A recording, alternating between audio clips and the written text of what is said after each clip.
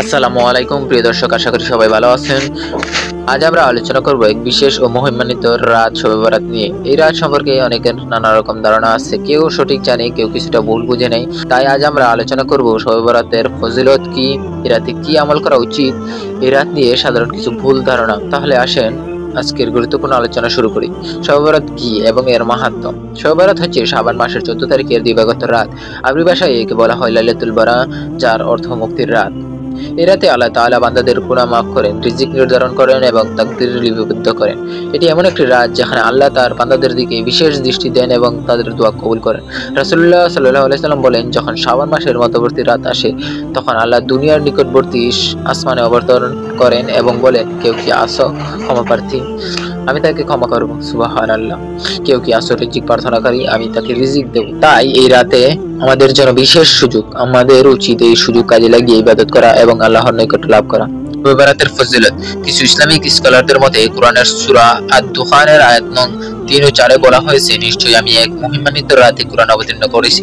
এ রাতে প্রতিটি গুরুত্বপূর্ণ বিষয় স্থির করা হয়। সূরা আদ-দুখান। অনেকে মনে করেন এখানে মহিমান্বিত রাত বলতে শবে বরাতকে বোঝানো হয়েছে, তবে অধিকাংশ মুফাসসিরগণ এটিকে শবে কদরের রাত বলে ব্যাখ্যা করেছেন। হাদিস অনুযায়ী এই রাতে আল্লাহ বান্দাদের প্রতি দৃষ্টি দেন এবং মুশরিক ও বিদ্বেষ পোষণকারী ছাড়া সকলকে ক্ষমা করেন।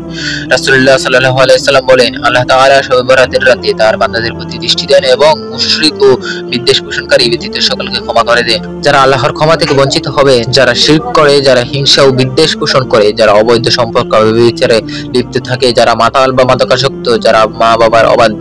তাই আমাদের উচিত এই রাতে বেশি বেশি তওবা করা, যাতে আমরা আল্লাহর ক্ষমা লাভ করতে পারি। শবে বরাতের করণীয় কিছু আমল।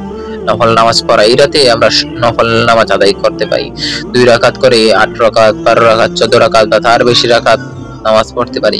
নামাজে সূরা ইখলাস, সূরা ফালাক, সূরা নাস বেশি বেশি পড়া। ওয়াল কোরআন তিলাওয়াত। এই রাতে কোরআন তিলাওয়াত করলে অন্তরে প্রশান্তি আসে। সূরা ইয়াসিন, সূরা দুখান ইত্যাদি পড়া যেতে পারে। দোয়া ও ইস্তেগফার, আস্তাগফিরুল্লাহ বেশি বেশি বলা এবং আল্লাহর কাছে ক্ষমা চাওয়া। নিজের পরিবার ও আত্মীয়-স্বজনের জন্য দোয়া করা। মৃত আত্মীয়ের জন্য মাগফিরাত কামনা করা। রোজা রাখা। রাসূলুল্লাহ সাল্লাল্লাহু আলাইহি ওয়াসাল্লাম শাবান মাসে অধিক রোজা রাখতেন। 15 শাবান রোজা রাখা মুস্তাহাব, সুন্নাত সম্মত নয়, তবে ভালো। শবে বরাত সম্পর্কে কিছু ভুল ধারণা। আতশবাজি, পটকা ফোটানো এটি ইসলাম বিরোধী কাজ এবং অপচয়। রাসূলুল্লাহ সাল্লাল্লাহু আলাইহি ওয়াসাল্লাম অপচয়কারীদের শয়তানের ভাই বলেছেন। বিশেষ খাবারের আয়োজন।